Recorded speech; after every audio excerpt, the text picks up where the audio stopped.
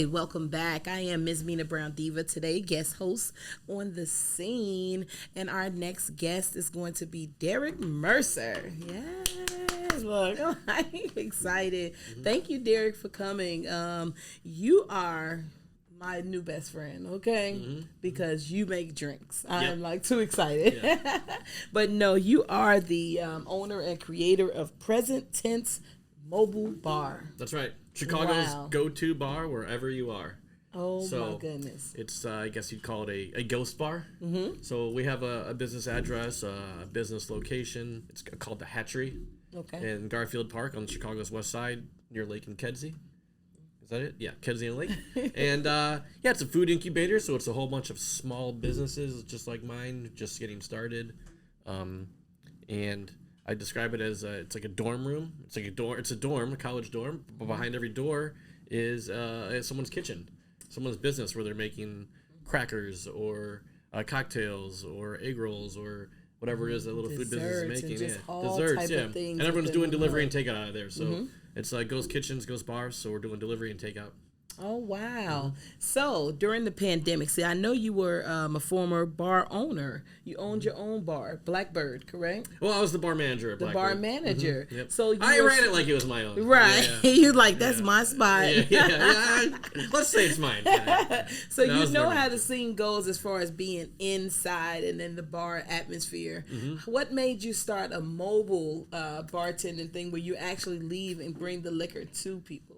Yeah, well, Blackbird closed like many other restaurants in 2020 and just businesses in general. So it closed. So I didn't really know what to do and I had always wanted to have my own thing, have my own business, be my own boss, all those things, make the decisions, and successes and failures are all your fault.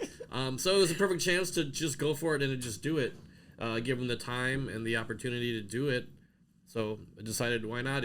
The good thing about the Hatchery is that it's a pretty low investment in the beginning. You don't have to buy a building. You don't have to sign a lease.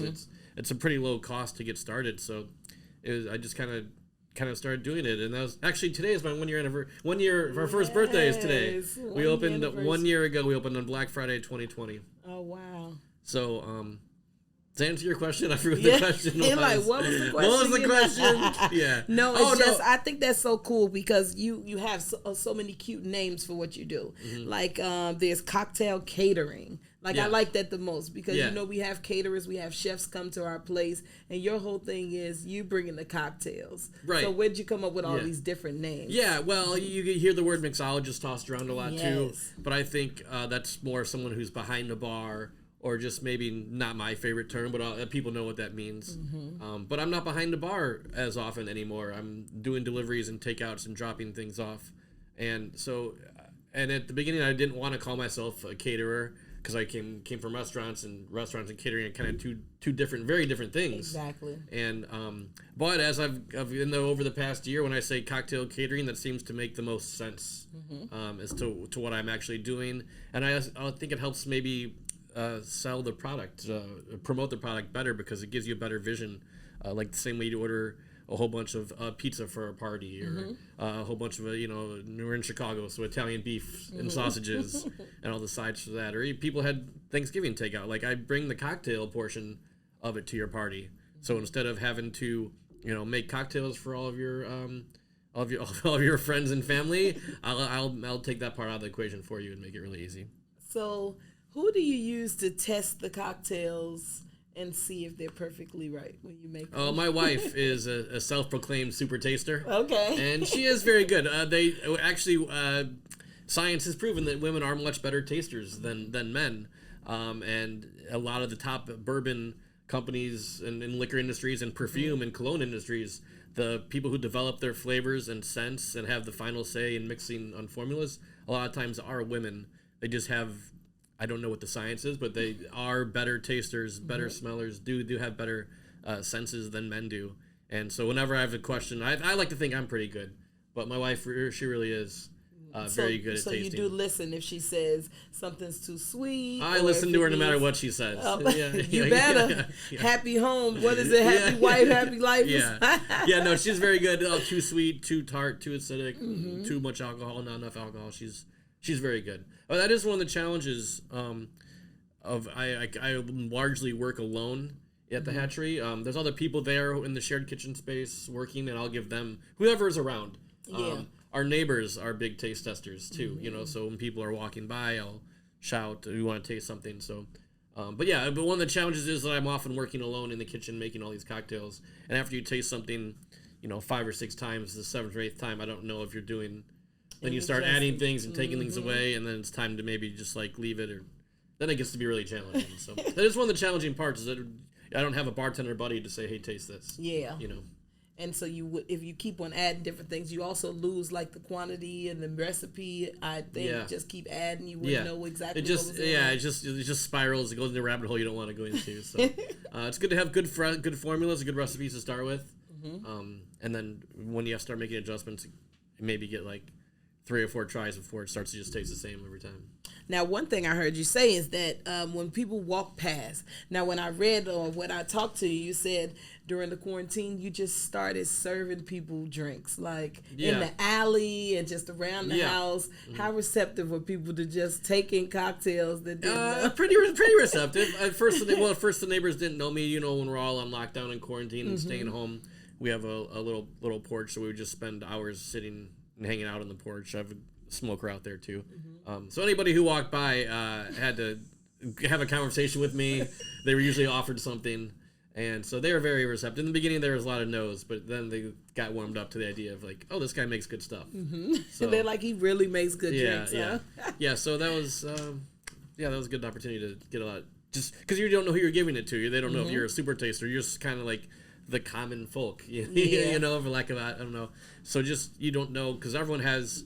For every cocktail, someone's going to love it and someone's going to hate it. Exactly. Not everyone loves every cocktail, no matter if it's perfect or not. Everyone has different tastes. So just as far as a drinker, most times people usually like dark or they like light. Which one do you prefer? It's just seasonal. Drinking straight. It's seasonal. It's seasonal. So in the summertime, I like gin and the clear vodka and the Blanco tequilas, and then the wintertime it switches to whiskeys and ryes and aged añejo tequilas. So I think my dad told me one time, he was like, "Derek, I never know what to buy you because you're always drinking something different." So that's part of it's like exercising your taste buds. You always got to keep trying new things and doing different things. If you just drink the same thing over and over again, if you're just doing bicep curls, you're just going to work on your biceps. Exactly. You got to work on your entire drinking body. You got to work out all the drinking muscles. Expand yourself, okay? Yeah. So I'm always drinking new thing, trying something different, but I would say, like right now, it's whiskey season. And in the springtime and summer, it's going to go to gin, vodka, tequila. I've never thought of it like seasons because I'm kind of I can drink either season. In the summer, I can drink dark. Or I don't know. It's just... I'm not a big drinker, but I don't mind. I can drink anything but beer. I don't care for beer. Well, in the summer I drink a lot of beer too, because it's just like lower in alcohol. It's got bubbles in it. It's just slamming beers. But I'm starting to sound bad. But in the winter time is more like slowly sipping on some whiskey, and I don't even want to touch a cold beer right now. It's like the last thing that's on my mind. It's touching a cold beer. Because it's too cold. Yeah, it's That's too cold. true. Yeah. It's gonna be a little glass of whiskey to just like nip on to warm you up. Yeah. And what about the creamy drinks? Do you like more of the creamy drinks or the nogs? Yeah, the nog. I'm not as much. I personally, again, it's like. Some people love nogs, that's fine, and we can make them, but I don't. They're not my personal go-to. Okay.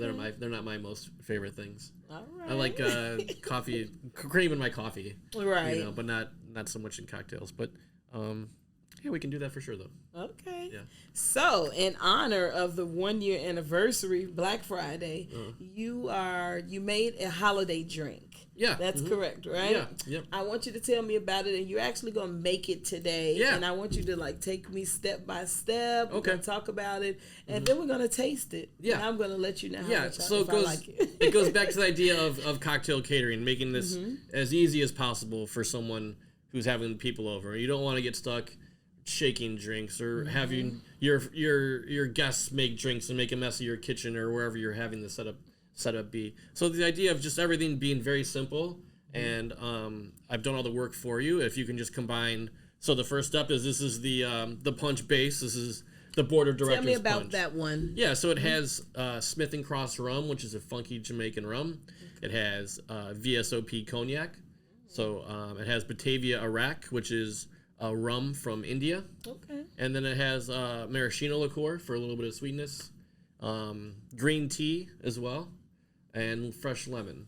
Nice. And it started with you peel lemons and rest them in sugar overnight. Mm-hmm. And what happens is all the oil in the lemons comes out and kind of melts into the sugar. And then so you get this really oily, beautifully fragrant lemony sugar. So and then you have like the oil provides texture to the drink too. So nice. You got to have that like it's a step that is very simple, but you just have to plan ahead. Mm-hmm. And that's kind of what I'm doing for you. I'm doing that step for you. Yes. So you're getting the awesome result without any of the work. So there's a lot of love that goes into this bottle. Yes. You know, this is the present tense. So you just pour the first bottle. You just pour the whole thing. And I provide these punch bowls as well as the ladle and the cups. So like it's real easy to do. And you can't mess it up. The good thing about punch is that it's very forgiving. Mm-hmm. So even if it's very forgiving. So we have all this ice in here. This is just soda water. Okay. So we're adding water. Like when you shake a drink, what the bartender is actually doing is melting the ice into your drink. Oh, okay. So it's becoming a little bit more watery, but yeah, it's good. It's more palatable. You can drink it. And then we're gonna top it off since we're celebrating the holidays. Sparkling wine, champagne. Yes. Doesn't have to be the best sparkling wine or champagne. Just something that's something to add more bubbles and more alcohol, but not don't want to use like the good stuff. It smells amazing. This whole room is gonna start smelling like a punch party. And then also too, this is and when I say punch, people think of like that fraternity things would be passed off as a cocktail. Jungle juice. Yeah, jungle juice. Listen. Yeah, jungle juice. This is not jungle juice. This is we have that oleo saccharum, that oily sugar. Okay. We have good rum. We have weird things from India and maraschino liqueur and green tea. So here you can give it a taste. We're also serving it in small cups. So these aren't like 16-ounce cups here. You don't need a big old drink. You don't need a big old drink. You just need a little taste of it, and then what you do is you go back to the punch bowl and fill it up. Many times as you want to. And the whole idea is that it's like this party, they call it the flowing bowl. Mm-hmm. And it kind of creates like some motion at your party. And people going to and fro, people filling up their own glass, given the freedom to just do their own. But with freedom comes great responsibility. Ooh, it does. You don't want to take advantage of the freedom, because when you go over the top, it's your own fault. Yeah, you know, somebody's gonna definitely go. Somebody's gonna go too far. But hopefully, this is like not too much toast. I was waiting on you. I'm sorry. Cheers. Cheers. All right, we're gonna try it. Yeah, I like to always smell it too. Not to give like a dorky lesson on tasting, but use a lot of what you sense, what you taste is things that you smell. Your sense. So I like to give it a smell first. Yeah. Yes, it's really good. Let me see the bottle there. Oh yeah. So I think it's refreshing. I think you taste the green tea. Really refreshing. You taste that rum. There's a little bit of funkiness from the rum. I think there's some texture to the drink too. That comes from the lemon oil and the rums. Mm-hmm. And then it's effervescent and bubbly. And I don't feel like it's too high in alcohol. You can have a number of these and still remember saying goodbye to your guests. Yeah. It's very, very refreshing. Yeah. So, and it's like that present tense. This is the board of directors punch. This is the board of directors punch. Yep. What are some other names for the cocktails that you've put together? I have the Senators Club punch. The Senators Club punch. What's in that one? What was in that one? What's in that one? There's so many. That one has raw. Oh, that one's a little more chop. That one tastes more like like an adult Hawaiian punch. Oh, nice. But it has rum, but it also has cherry liqueur and pineapple and lemon and orange. Rum. Same thing. Sparkling wine, soda water, and then the oily sugar. So it's similar, but I would say a little bit. I guess sweeter. I would say. I like to find a balance though. I don't like to serve sweet drinks or drinks that are too tart. I like them to be well balanced. Yes, you know they should. Yeah. And so that's what I kind of consider when I think about cocktails. I always think about a nice mixed drink. A lot of people like to drink their liquor straight. A lot of people don't like shots, but I actually prefer mixed drinks because I like tropical tasting things. Yeah. Okay. Now, you also make some non-alcoholic beverages, correct? I do. Yeah, that's a big trend right now in bars and restaurants is non-alcoholic. People are switching to, people are not drinking, people are pregnant, people are just changing their lifestyle. Also, cannabis has an influence on that. People are doing more of that and less drinking. It doesn't also often have the side effects that alcohol has. So non-alcoholic drinks are coming up big time. And they're, so I wanted to be at a farmer's market serving cocktails, and the city of Chicago doesn't allow cocktails or spirits at farmers markets. Oh, wow. So they said, you can serve non-alcoholic drinks. And I thought, well, I certainly can do that. I mean, when we ran the bar at Blackbird, we had a whole menu of non-alcoholic drinks to offer people, so they can still feel like they're drinking and partaking and can do the cheers and the toast and still mingle. And still mingle. Because even I'm a mother of 4, so even when I've been like carrying my child, if I go out, I definitely still feel like I just want to hold something. I want a cute glass. I want something that tastes good without the worry of having alcohol. Yeah, so it was great. It was basically I had a lemonade stand essentially. Oh, my parents must have been so proud of my lemonade stand. Their 42-year-old son was selling lemonades at the farmer's market, but yeah, it was great. Not your ordinary lemonade, though. No, they were hibiscus. They were elevated like hibiscus mint and like a peach lemonade. Like we don't want to get too crazy with the flavors, but we just wanted to like make things well. Nice labels, good colors, and good flavors. Yes, so, definitely. And we did snow cones too. So then, to make lemonades, you have to start with a kind of a syrup. So then we would just we did snow cones on the hottest days. So we'd basically take the lemonade concentrate or the syrup and pour it over shaved ice, and we have snow cones. That sounds amazing. And those were a big hit too. I never thought I'd be like, again, that's like when I opened 1 year ago, I never thought I'd be selling snow cones in the upcoming summer. Exactly. But it just kind of went down that path of that's kind of what it ended up being, and I can't wait for snow cone season this upcoming year. I'm telling you, as soon as the weather breaks. Yeah. Now, you've done the alcoholic, you've done the non-alcoholic. Have you actually dabbled into any of the CBD or like the infused drinks that you were talking about? I have purchased like the concentrates before and add a few drops to a drink, which I think is awesome. But I mean, I think that was just like for my own personal use. But I thought it was a nice mix of like the effects of alcohol and THC kind of mixing all together, and the effects I felt like went pretty, like you feel them pretty quickly and then they go away pretty quickly. It wasn't like, oh, I hope you're not doing anything next month kind of thing. Exactly. Stoned forever. Yeah. So it was nice, but it was just my own, just giving it a try to see. But yeah, that's not like a. I'll stick to alcohol and non-alcoholic drinks and snow cones. And keep it wholesome. I'm telling you, keep it wholesome with these good old alcoholic drinks and snow cones. Getting everybody at the party slammed, right? Yeah. That's the goal. Exactly, Now, you do special delivery. What is like your range? Where can people have you come? Do you go everywhere within the city? Or? Yeah, so the number one question I get asked is we can't ship alcohol. We can't guarantee the safe arrival of the packages. It's not really legal to ship bottles of alcohol. For a number of reasons, but that's just not something we can do.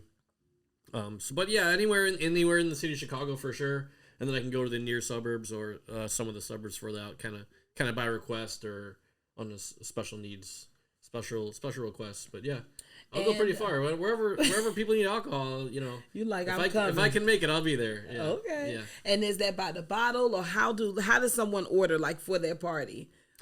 So I'm on my ordering platform it's called Tock, TOCK, and a lot of restaurants use it for reservations and for delivery and for pickup, and so that's my main ordering platform. I mean, also the website that I have, presenttensebar.com. I mean, that's my phone number that's on there, and that's my email. So I tell people all the time, text me, call me, email me. Like, I'm very easy to get a hold of. I respond to text messages and emails pretty fast, so. I like to think I'm available for serving up some drinks. Right. Yeah.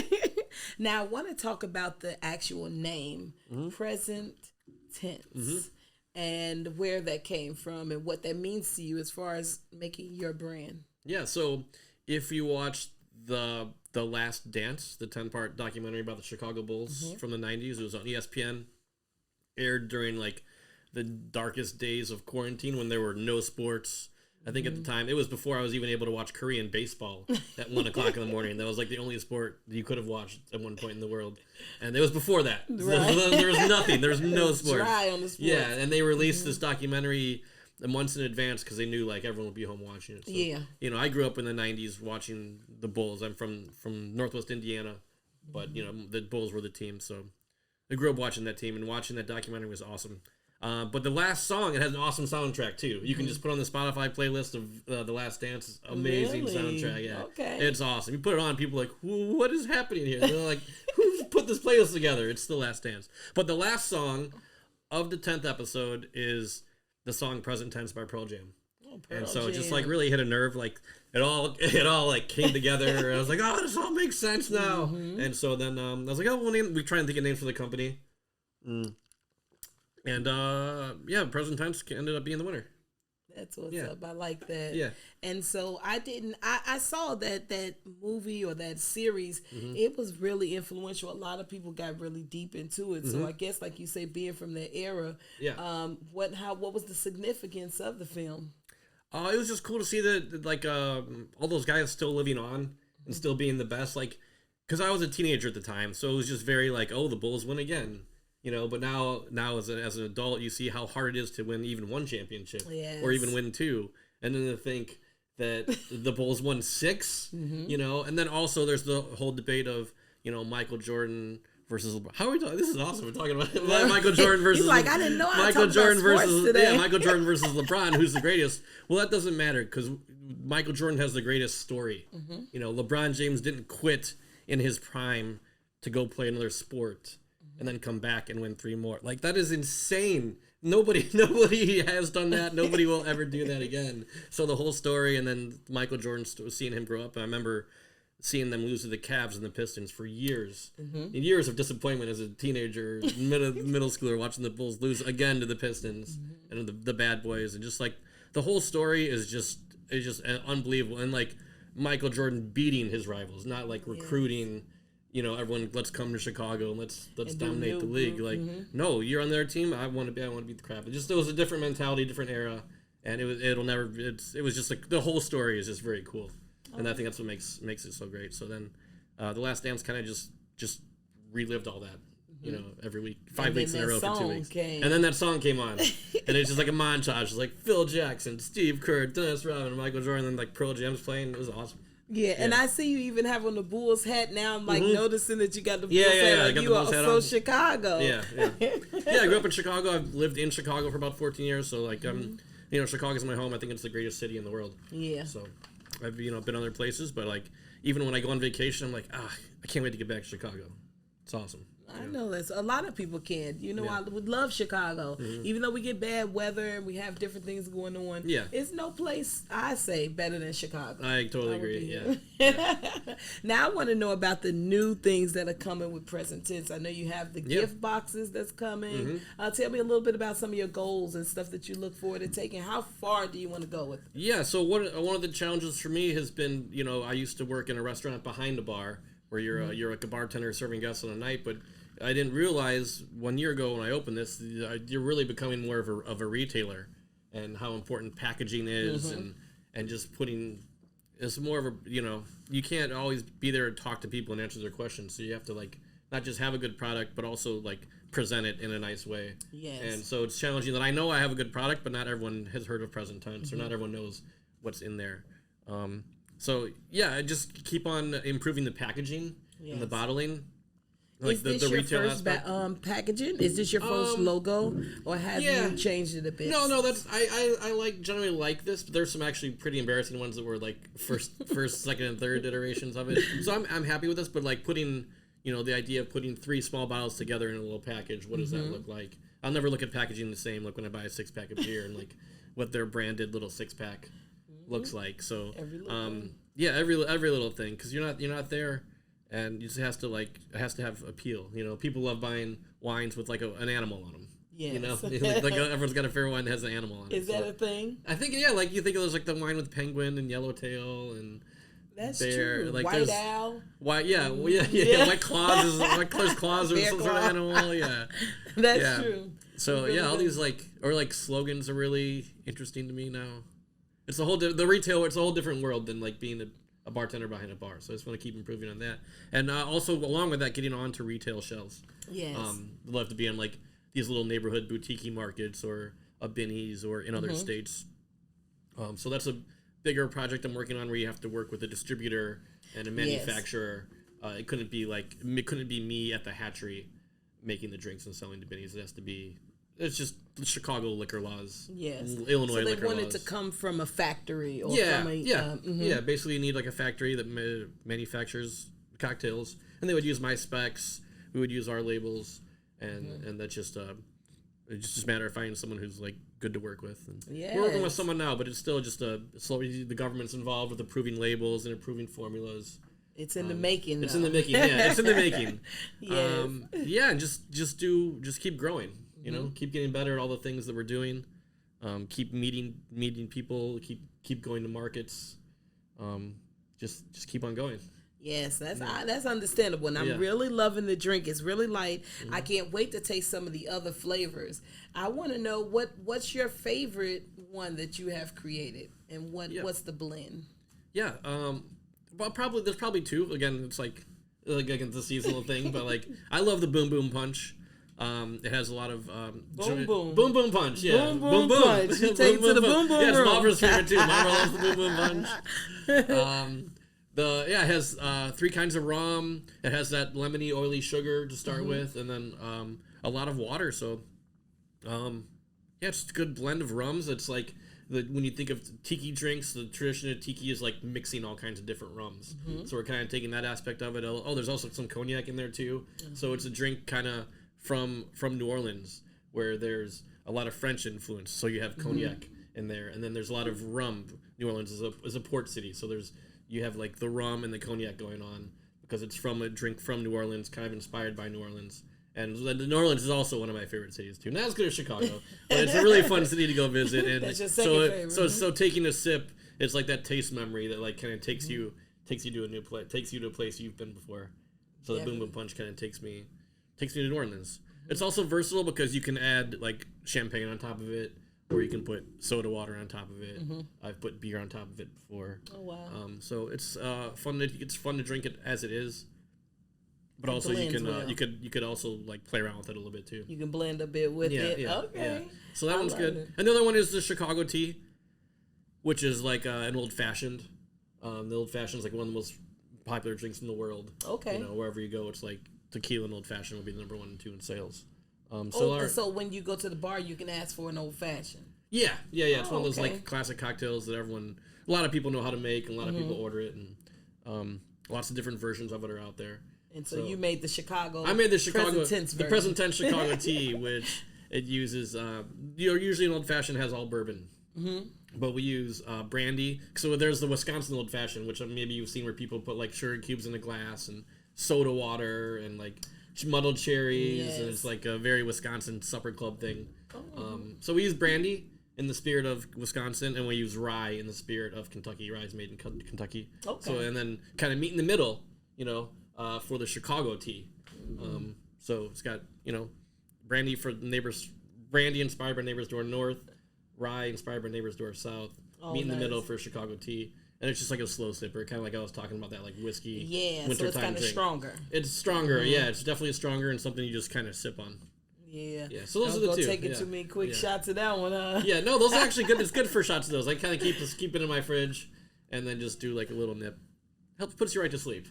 Yeah, helps you sleep at night. Yes. Now I want you to tell me what. Okay, you said you don't really use the word mixologist. So what would you really consider yourself? Are you a bartender, or what is your title? I don't know what the hell I am. That's a good question. Yeah, because I'm not like behind a bar. I don't know. I'm a business owner, I guess. I'm always trying to network with people. Trying to make new connections. Trying to think of like the next idea of what to sell next, what holidays coming next, what are people drinking, what do the Google Analytics say for trends, like we were talking about the non-alcoholic drinks, so it's a lot of just like prospecting and networking, and a very small portion of my job is actually making drinks and bartending. Yes. But certainly do that. Cocktail caterer. I don't know. I don't have a good answer. I know. You told me you're going to ask me this, so I said I'd be ready. I'm not ready. You're still not ready. I still don't know what I am. I'm a business owner, and we sell cocktails, bottled cocktails. All of the above. Yeah. Right. Yeah. So is the Christmas drink, is it the same as like the Thanksgiving drink, or what will be a little different? Yeah, we're gonna. Honestly, the Thanksgiving drinks were very good. They sold well. I think they're certainly appropriate for Christmas.